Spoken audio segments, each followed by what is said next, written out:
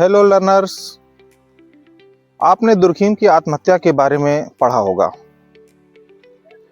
उन्होंने अपनी पुस्तक सुसाइड में, जो कि 1897 में लिखी गई थी, उसमें 4 प्रकार की आत्महत्या का वर्णन किया है। कुछ किताबों में 3 प्रकार की ही आत्महत्या का वर्णन मिलता है। पहली अहमवादी आत्महत्या, दूसरा परार्थवादी आत्महत्या और तीसरी प्रतिमानित या अस्वाभाविक आत्महत्या। और कुछ किताबों में जो चौथी प्रकार की आत्महत्या मिलती है वो भाग्यवादी आत्महत्या के रूप में मिलती है।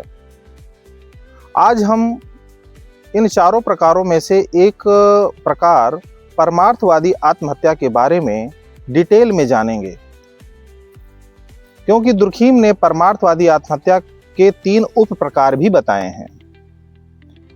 जैसा कि आप जानते हैं, दुर्खीम ने कहा था कि समाज में आत्महत्या 2 कारणों से होती है।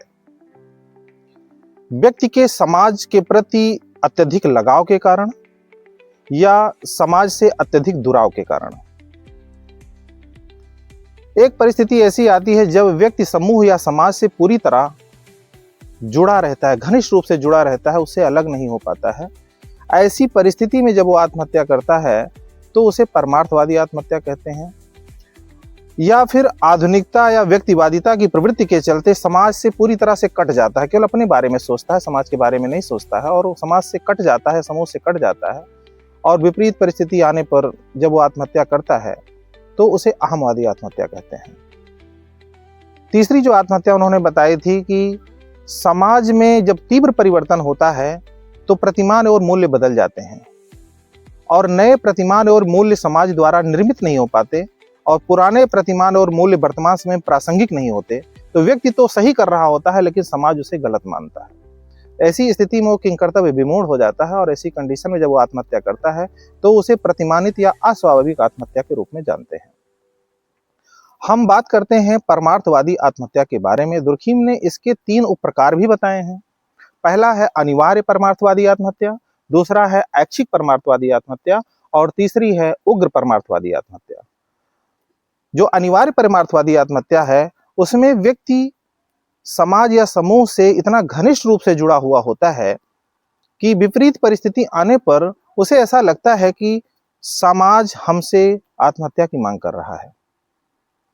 जैसे किसी पुरुष द्वारा वृद्ध हो जाने के पश्चात या रोगग्रस्त हो जाने के पश्चात की गई आत्महत्या, या पति की मृत्यु के बाद पत्नी द्वारा सती प्रथा के माध्यम से की गई आत्महत्या, या किसी मालिक की मृत्यु के बाद जब कोई नौकर या उसका अनुयायी आत्महत्या करता है।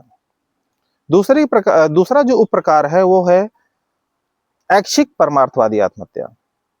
इसमें जब किसी व्यक्ति से कोई ऐसी गलती हो जाती है जिससे समाज की नैतिकता का हनन होने लगता है या समाज की सामाजिक प्रतिष्ठा भंग होने लगती है, तो ऐसी कंडीशन में जब व्यक्ति ये सोचता है, बहुत कुछ उसकी इच्छा पे निर्भर करता है, क्योंकि वो चाहे तो आत्महत्या करे या ना करे, लेकिन इस प्रकार की आत्महत्या करने से समाज की खोई हुई प्रतिष्ठा या समाज की नैतिकता पुनः प्राप्त होती है।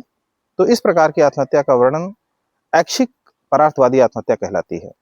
और तीसरी जो उग्र परमार्थवादी आत्महत्या है वो ना तो सामाजिक दबाव के कारण होती है और ना ही नैतिक और सामाजिक प्रतिष्ठा प्राप्त करने के लिए होती है, बल्कि इसमें कुछ धार्मिक पुट समाहित होता है। जिस प्रकार से हमारे हिंदू दर्शन में मोक्ष की अवधारणा है, जिसमें व्यक्ति गृहस्थ आश्रम को पूरा करने के पश्चात अपने पुत्र को संपूर्ण दायित्व देने के बाद वो धीरे धीरे अपने शरीर को गलाता है संन्यास आश्रम में, वानप्रस्थ आश्रम में।